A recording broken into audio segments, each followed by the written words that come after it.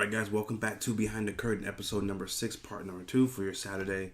And today, there's no news again, people. We had a couple news topics.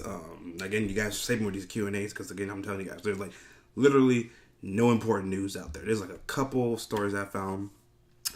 Samoa Joe found out that he was moving to SmackDown Live. And I also got City, which, little spoiler, is my city's trying to host WrestleMania. I'll let you know which WrestleMania is we're trying to host. And again, the Q&A, because that's the only two news topics that I got, people. There really is no other news out here. Nothing, people. It is dry as a snail because tomorrow is Backlash. And again, there's nothing really important going on even on Backlash, but that's really it, man. That's really it when it comes to news. Okay, so again, you know what we have to do before we kick off the show. We have a little break in where we have to talk about. Did you guys hear about freaking Backlash pre-show kickoff, people? Bayley and Ruby Riott are kicking it off.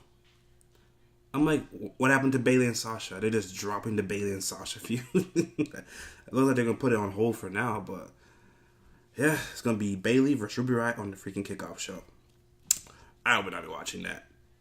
Well, I'll probably be watching with you guys. I'll be live anyway, so I mean, we'll have to be watching it, but we won't be watching. But yeah, what's up with Sasha Banks, man? That's why they should move my girl Sasha to freaking SmackDown. I knew it. She moved Sasha to SmackDown. If you're not going to do nothing with Sasha on Raw, you could have moved her to SmackDown, swapped out Becky Lynch, who's doing nothing right now. It's ridiculous. Anyways, so after the break, people, back here to talk about Samoa Joe when he finally was moving to SmackDown, and Future City, which is my city, trying to host a WrestleMania. And then we have your Q&A. And that'll be it for today, man. Then tomorrow we have Backlash. Hopefully Backlash will be a little bit exciting.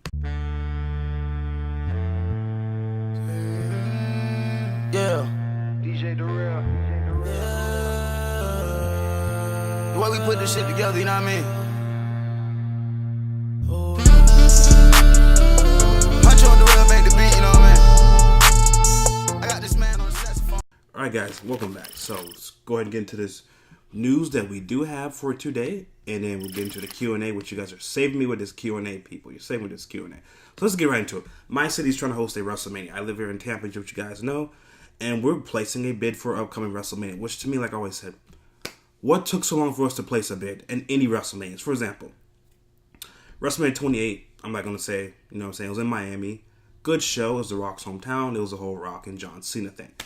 But the year that Orlando got the WrestleMania again, which was WrestleMania 33, I'm like, dude, our stadium is way better than the freaking Citrus Bowl. First of all, the Bucs Stadium is freaking huge. Beyonce has performed here at the stadium. Taylor Swift has performed here at our stadium. I mean, again, we've hosted NCAA tournaments. We hosted the college football freaking championship, the one Clemson beat Alabama. Was it the year before? The year before. I mean, we hosted big events here in Tampa. What has taken so freaking long for us to host a WrestleMania, which I always thought, I mean, dude, what?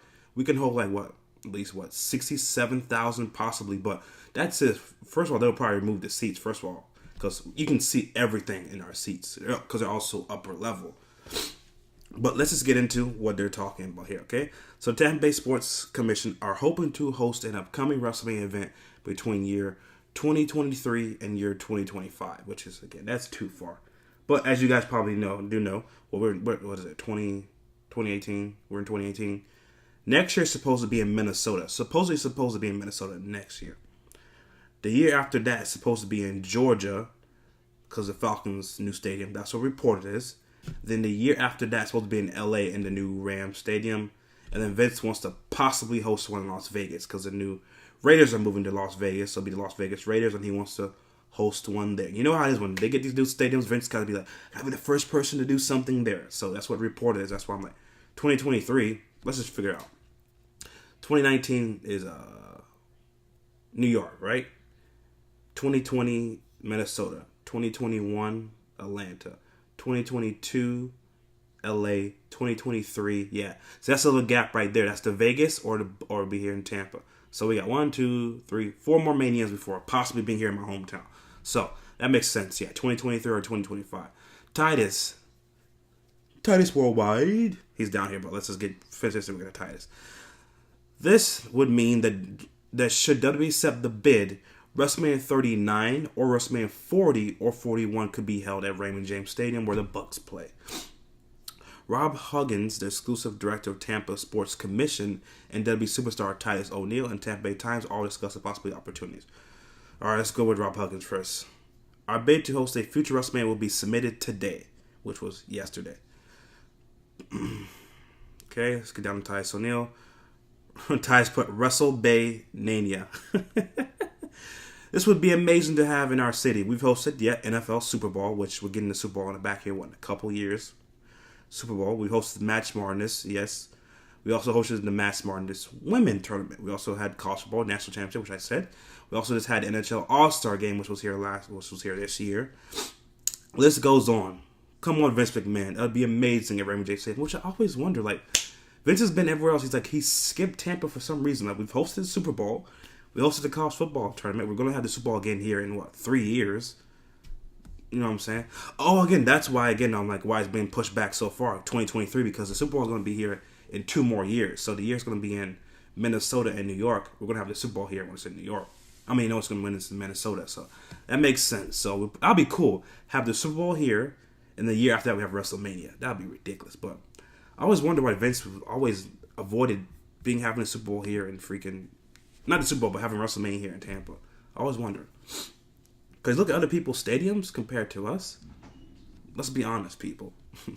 The Citrus Bowl has nothing on Raymond James Stadium. Like, you can't even compare that to the Citrus Bowl, to the stadium here. So, okay, let's go ahead. Oh, whoa, hold up. This just popped up here.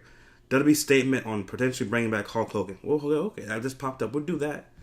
Oh, another page story.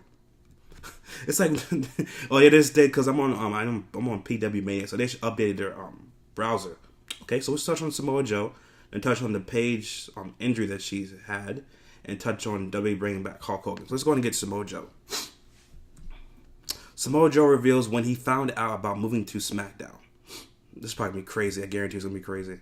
Samoa Joe revealed during an interview with The Forum that the Top Rope podcast when he found out he was moving from Raw to SmackDown Live. I found out when I got the Superstar Shakeup. They gave us no heads up.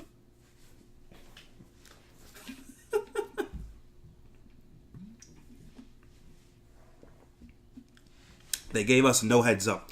Not surprised. I actually heard they were doing it in the day. They had both brands on the same show. They had the Shakeup, and they're letting people know that day, which I'm not surprised. Samoa Joe. They gave us no heads up. It's chaotic. That week, you have to rebook your cars, your flights, and everything. It's a mess. Legit, everybody has to make all of their travel alterations, which that's how it is in the company, man. But, but that comes with the turf. I found out that week, it was weird because you're like, what? You sit there, and I thought about the matchup, which was with Roman Reigns, which is still happening for no reason. Now that I'm over on SmackDown, and I was like, okay, I can deal with this. After much reflection, I'm looking forward to it. Which I agree with Samoa Joe. You look at the matchup like, what? Like, yeah. For example, I always said it. Why is The Miz facing Seth Rollins? We know The Miz is not going to bring the IC title over to SmackDown. It's not going to happen.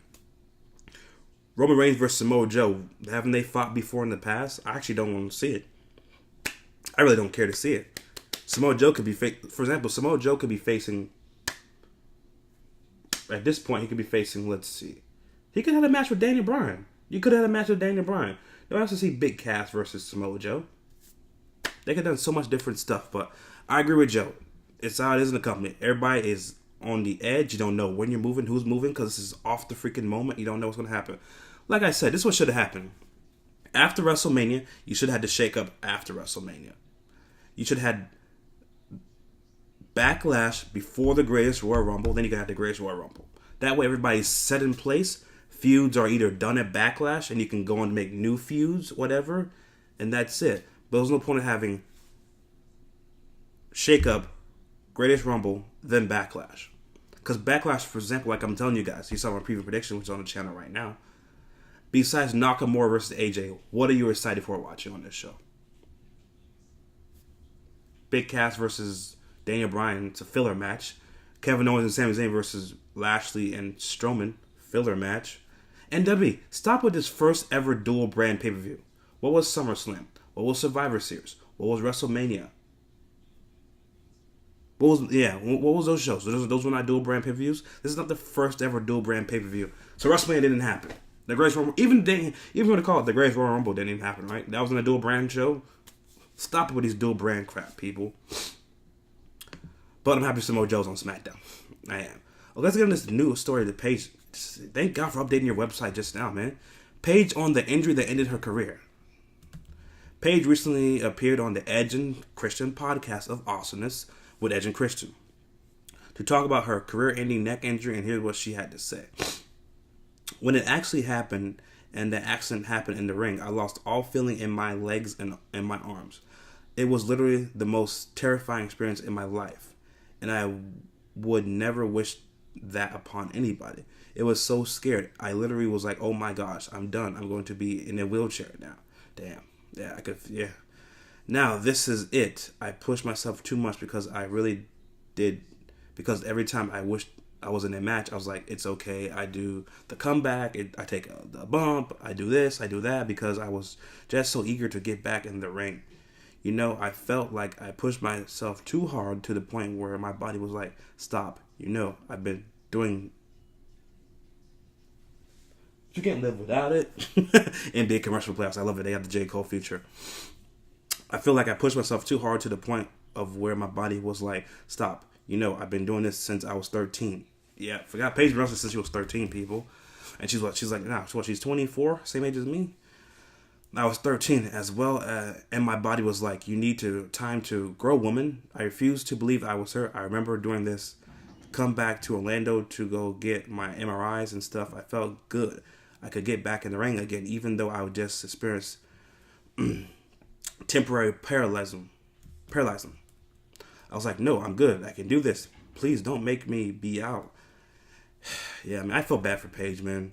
And I was like, bring them. Please, I don't want to be out anymore. Please, don't let me be out. I was just crying to the doctors and stuff. So then Dr.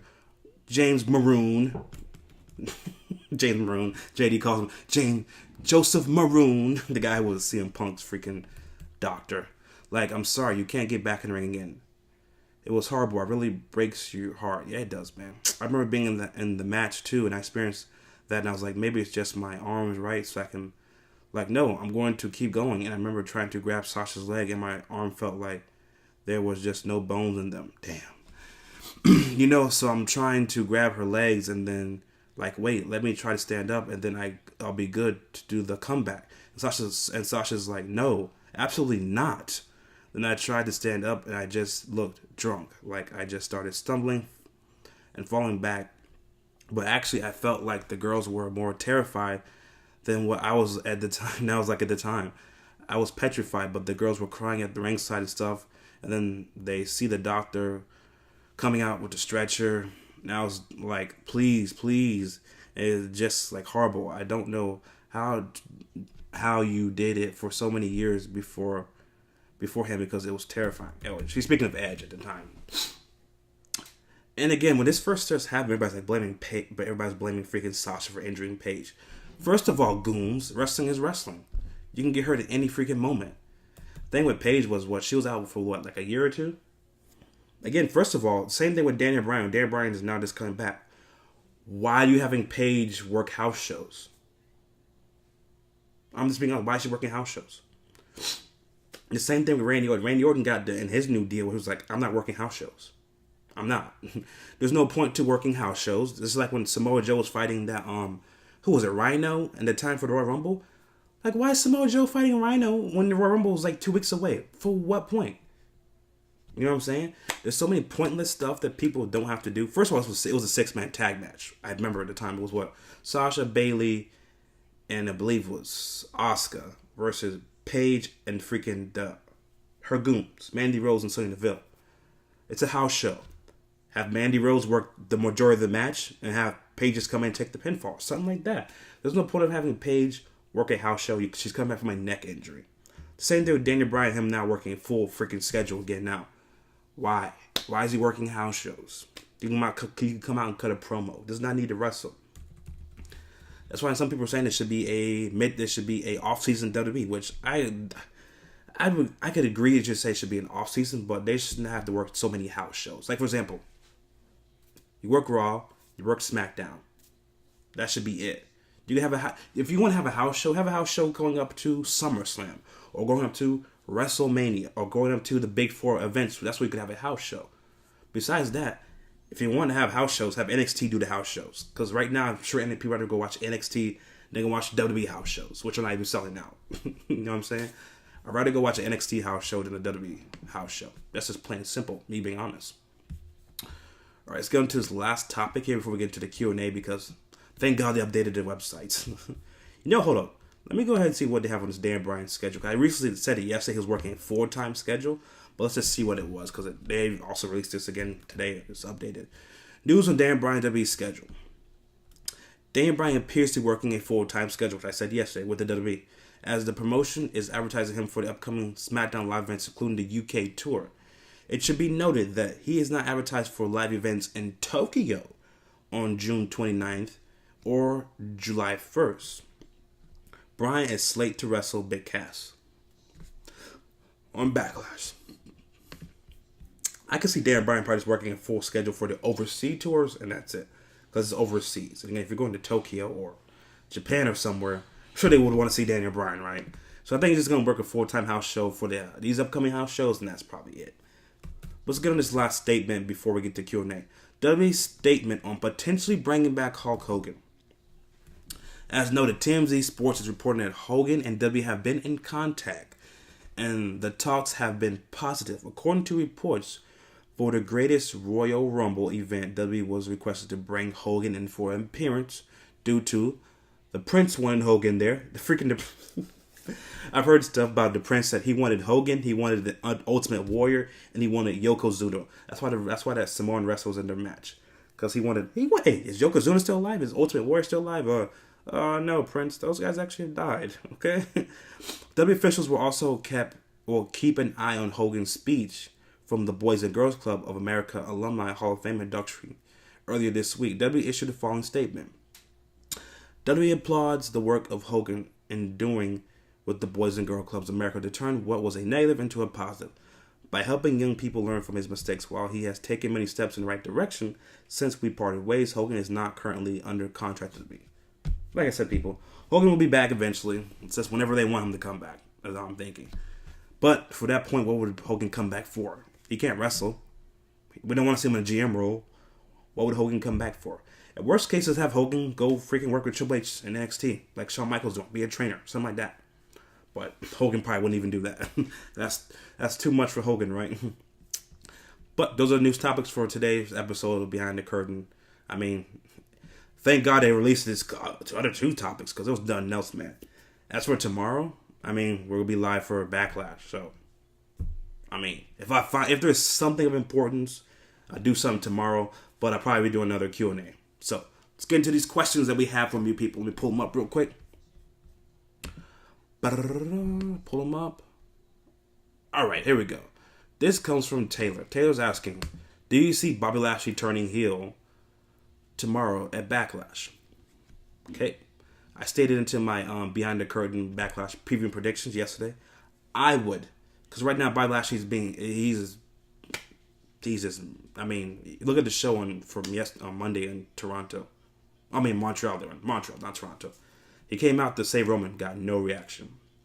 He's not cut a promo yet, which is a very good thing by WWE. He has not cut a promo yet. But if it was me, turn him heel. Because they're not going to turn Roman heel, but turn Lashley heel. I think he's probably even better on the microphone as a heel anyway. Turn him heel. Lashley versus Strowman right now in a couple feuds. Until you get to Money in the Bank, or until you get to SummerSlam where you can do Strowman versus Lesnar. So I would turn him heel. I agree with you. I'll turn him heel. Let's see what else out here. Let's find some more interesting ones. All right. This comes from Ben. Ben saying, how do you feel about Asuka right now? To me, I feel like she's already becoming stale after she lost to Charlotte. Her team also did lose the week before on SmackDown. What would you do with Asuka?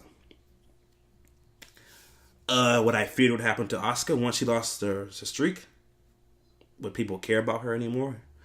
What I would do again, I have Charlotte beat Carmella, and have them just build towards Asuka versus Charlotte at SummerSlam. Plain and simple. There's nothing else you can do with Asuka right now.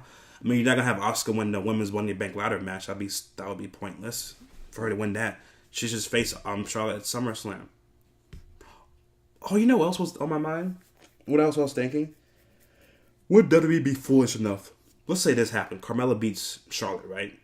And then Carmella loses her belt to Asuka at SummerSlam, right? Charlotte wins the women's Money in the Bank ladder match and holds the damn briefcase for the whole year until she challenged Ronda Rousey. That'd be pretty funny if they did that, but I don't think they would do that. But that was just me on my mind. But again, yeah, Charlotte beats Carmella, Asuka versus Charlotte at SummerSlam. That's what I do, because she is kind of getting kind of stale, and Asuka got no reaction on SmackDown. Yeah, it's getting kind of crazy, man. Okay, there's a couple more questions from you guys. This is from Leroy. Leroy says, why has The Rock not been at WrestleMania the past couple years? Isn't he one of the biggest draws in the company? Wouldn't Vince just throw whatever he could throw at him to get him? Well, man, like I said, The Rock is busy doing promotion for his movies. That's why he missed this year's WrestleMania. He was doing promotion for Rampage. I mean, The Rock has obligations, man. If Vince wants The Rock, this is why they don't make plans for a year out. This is why they are on the fly booking. They do not make year-long plans. For example, if you wanted The Rock at this year's WrestleMania in New York, what would you have The Rock do? I always said The Rock versus Roman Reigns. The Rock versus heel Roman Reigns would be money. It'd be money. But I don't think you see that happening. But I'm just saying that's what I would do. I'd book that out a year in advance. Like, hey, Rock, we need you here for next WrestleMania here against your cousin Roman Reigns. Okay? Setting this in now. But they don't do that. They do week-to-week booking, not year-to-year booking. Week-to-week. Or you could say day-to-day booking. It's not week-to-week. It's day-to-day booking. Okay, this is the last question right here from Smith. Smith says, what would you do with Alexa Bliss, which I assume she's going to lose? Don't say nothing, Echo Dot. What would you do with Bliss? Because I assume she's going to lose to Nia Jax. This is why the shakeup should have been after... Nope, am I wrong? This is why the shakeup should have been before Backlash. Or before the Greatest Royal Rumble. For example, I would have had the draft, then Backlash, then the Greatest Royal Rumble. Or if you wanted to, you could have done this way. Because this way you could get the feuds out of the way and people, they lose. I would have done this way. Backlash, draft, then Greatest Rumble. That's just what I would have done in my booking. Because that way, for example, with Bliss, when she can lose to Nia Jax, what else is she going to do on Raw? Like, you know what I'm saying? Like, she would have nothing except for being fed to Ronda Rousey, probably, right? What would you do with her? That's why, again, Backlash, draft, Greatest Rumble. But we're not WWE, right? They know what they're doing. All right, guys, that's all the questions for today. So, catch you guys tomorrow for Backlash Live reactions, which I'll be live doing that. I mean, again, if there's anything, I'll just do another Q&A. If there's nothing, I'll just do another Q&A for tomorrow's Behind the Curtain. So, guys, have a blessed and safe day. Catch you guys tomorrow for Backlash Live reactions. Yeah. DJ The Real. The way we put this shit together, you know what I mean?